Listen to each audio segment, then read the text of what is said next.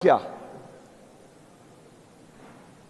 इससे core commander का जो ओहदा है, आज का कोर कमांडर नहीं, और आईजीएफसी का जो ओहदा है, ये कल को किसी भी जरगे में नहीं बैठेंगे, क्योंकि ऑलरेडी मैं हिदायत जारी कर चुका हूं कल कि इसके बाद किसी भी इदारे से या वफाकी हुकूमत से सूबाई हुकूमत का जो भी कम्युनिकेशन होगा वो रिटर्न में होगा, वर्बल पर कोई एक्शन नहीं लिया जाएगा।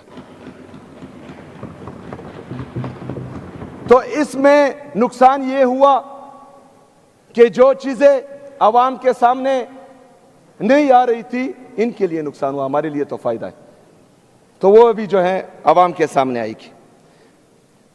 जनाब स्पीकर, उस प्रेस रिलीज में 4 अरब रुपए का जिक्र किया गया है। जैसा कि मैं बार बार कह रहा हूं कि पाकिस्तान पर काबिज एक माइंडसेट, जो पख्तूनों को पाकिस्तान का हिस्सा ही नहीं समझते, जो पख्तूनों को पाकिस्तानी समझते ही नहीं है, यह उनके जहनियत की अक्कासी करता है।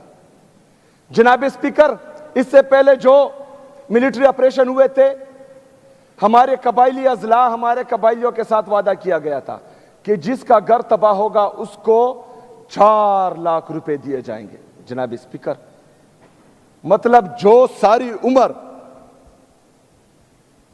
रुपए जमा कर करके अपने लिए एक घर बनाता है, तो एक ड्रोन आकर उसका घर तबाह करेगा, एक जेट आकर उसका घर तबाह करेगा, और वफाकी हुकूमत पाकिस्तान उसे 4 लाख रुपए देगी। शर्म आनी चाहिए इनको।